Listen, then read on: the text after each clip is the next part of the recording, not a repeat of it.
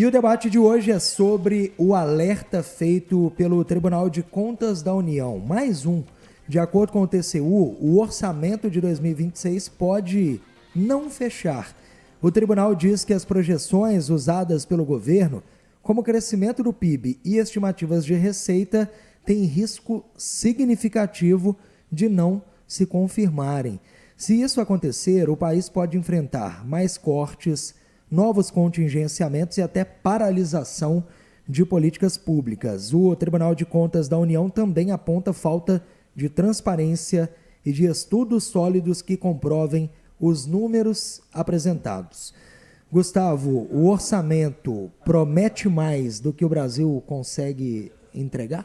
Orçamento em geral é meio que peça de ficção e isso não é detalhe só desse governo especificamente. Eu acho que isso é importante de dizer. Mas só que agora parece que assim, virou sci-fi mesmo, assim, sabe? Não é nem peça de ficção, é ficção científica, doideira, essa coisa toda. E vamos separar essas coisas. Primeira coisa, assim, eu acho que esse é o terceiro ou quarto alerta do TCU, mas só que tudo é um problema de sinalização, né? Aquela coisa que a gente chama de modelo agente principal. À medida que o TCU, há um mês e meio atrás, ele fez aquela reunião e permitiu que se mirasse o piso da meta em 2025, falando porque era outubro, então se é outubro não vai ter tempo hábil, você pode? A partir desse momento, já perdeu a credibilidade muito grande, né, no sentido do governo ter que reagir de alguma maneira positiva, né, ou pelo menos de maneira crível do lado fiscal por conta de um alerta desse. Então isso é uma coisa que me preocupa, porque sinalização, né, é muito relevante e à medida que você dá uma sinalização errada, né, para depois recuperar toda essa credibilidade, é completamente difícil de que isso seja feito. Mas colocando o TCU de lado, vamos colocar o que é de fato a votação na CMO, na Comissão Mista de Orçamento, porque a gente tem que passar a LDO e andar para frente, né, por definição, né, inclusive constitucional. A gente tem que votar isso antes de virar o ano. Só alguns pontos assim. Primeira coisa, que além de mirar o teto, né, perdão, o piso da meta, né, que já é ruim por si só, não só isso acontece, mas só que a gente está superestimando receitas, isso é de maneira meio que óbvia, né, e subestimando despesas, principalmente na frente previdenciária. Outros pontos que há de se colocar. Primeira coisa, assim, lembrar um pouquinho da coerência, né? A gente está, sei lá, desde daquele tal do Liberation Day, abril, maio, né, com processo de tarifaço imposto pelo Trump, isso não pode, é sacanagem, né, coitadinhos de nós e aquela coisa toda. Para poder fechar 2026, né, o governo já falou que provavelmente, né, vai aumentar o imposto tarifário, né, isso vai aumentar o imposto de importação, não é isso? Para tentar arrecadar alguma coisa perto de 14 bi. Então, isso tem um outro efeito, né? Os bens que vão ter as alíquotas majoradas vão, inclusive, aumentar aqui, e isso tem outros impactos, inclusive, para o nível de preço. Outra coisa que a gente tem que colocar é que na hora que você vai precificar a receita e etc., você está considerando qual é o nível de crescimento que você está implicitamente colocando, né? E que está majorado, inclusive, pelas expectativas de mercado. Então, assim, essa é uma decisão de colocar um número qualquer que você queira colocar. Inclusive, 2 dias atrás, né, mudou-se a tal da metodologia do PIB esperado e etc., o que também assim, é uma falta de credibilidade imensa que continuamente é sinalizado. E tem outros pontos que eu acho que faz sentido colocar na discussão. Primeiro deles, que é a questão de leilões de infraestrutura. A gente já falou sobre isso, é muito importante que seja feito, inclusive para o desenvolvimento do país, isso é muito relevante. Frente portuária, né, frente de estradas, ferrovias e etc. Obviamente que a gente não sabe como, né, que vai ser o resultado desses leilões. É importante que eles sejam bem desenhados, bem feitos, para que potencialize, né, ou a probabilidade, né, do risco de cauda de serem ruins sejam minimizadas. Acabou de acontecer o leilão, inclusive, do pré-sal, né, do PPSA. Foi um leilão muito fraco em termos de expectativa, mas mais do que isso, em termos de participantes. Só participaram Petrobras e Shell. Talvez isso possa ser um aviso de que desenhos, qualidade, etc., olhando para frente, para que isso seja um dado tão importante para fechar as contas, né, tem que fortalecer ainda mais a necessidade argumentativa nas comissões, né, dentro do próprio ministério, né, que esses desenhos sejam muito bem feitos, inclusive com muita segurança jurídica. Então, esse é uma outra colocação que a gente tem. E a última conclusão, assim, que é meio que fatídica, que eu acho que está todo mundo já ciente do que continuamente vai acontecer, é que novas taxações vão acabar acontecendo. Né? Até onde isso vai acontecer e como vão acontecer, né? Descobriremos. Né? Vamos ver o que de fato vai acabar ser decidido para que isso, né, possa tentar fechar o piso da meta. Porque para fechar o piso da meta tem mais ou menos 45 bi ali que não está muito bem explicado.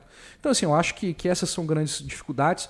Né? E assim, só um último ponto. Né? A gente está discutindo orçamento sem o devido rigor técnico, né, do que deveria estar sendo discutido de fato, né? Não só pelas promoções, né, meio quase que cambaleantes do que o Ministério da Fazenda promove nas discussões, porque quem tem que levar essas discussões a cabo é o Executivo, a responsabilidade é dele, inclusive com todo o aparato técnico, dados, né, e simulações, cenários e etc., muito melhor do que eles estão fazendo, e escutar, né, obviamente, as outras entidades, né, por exemplo, né, o IFI, né, o Instituto Fiscal Independente do Senado, né, e por aí vai. Mas a gente está discutindo sem nenhum rigor técnico, como há muito tempo a gente tem feito. E temo que continuaremos pagando preço por isso, porque, de novo, paliativos de curto prazo, né, significam sacrifícios de longo prazo. Antes de passar a palavra para o Paulo, só trazer a informação aqui do Gustavo sobre esse leilão. O consórcio formado aí pela Petrobras e Shell acabou arrematando 2 das 3 áreas que foram ofertadas nesse leilão de blocos do pré-sal. Lances somaram aproximadamente 8 bilhões e 800 milhões de reais em arrecadação para o governo federal, valor que ficou abaixo dos 10 bi e 200 que eram esperados aí, já que não houve lance pela fatia de Tupi. Paulo Leite, a sua análise. Eu estou pensando aqui que eu vou falar a respeito disso. Quase nada. O Gustavo já desenhou um panorama que só nos deixa preocupados. Porque a grande questão, quando a gente vê as ações do Ministério da Fazenda, é que há um desprezo técnico. Eu não sei se proposital ou se é por incapacidade. Eu fico imaginando que dentro do corpo de técnicos do Ministério da Fazenda, sem ser aqueles que são colocados e trocados a cada governo que toma posse do Palácio do Planalto, eu fico imaginando que dentro desse corpo técnico fixo, dos funcionários de carreira do Ministério da Fazenda, existam pessoas de altíssima capacidade. Mas me parece que essas pessoas não conseguem produzir dentro do Ministério da Fazenda ou de ministérios que se balizam sempre por questões políticas, por embalar informações que sejam palatáveis aos públicos-alvos das mesmas informações. Então me entristece muito a gente ver que abandona-se o conhecimento técnico, pouco se explica a respeito dos processos econômicos, faz-se questão, inclusive, de deixar o Brasil mais ignorante sob o ponto de vista econômico. Ignorante não é desprezivelmente burro. Ignorante é aquele que ignora a informação. Como você não produz informação de boa qualidade, a maioria de nós passamos a ser ignorantes. Esse é que é o problema, entendeu? É o que me deixa muito desalentado, é isso mesmo. Porque a informação é de má qualidade. Como é que você contamina alguém com informação de má qualidade? Em hipótese alguma.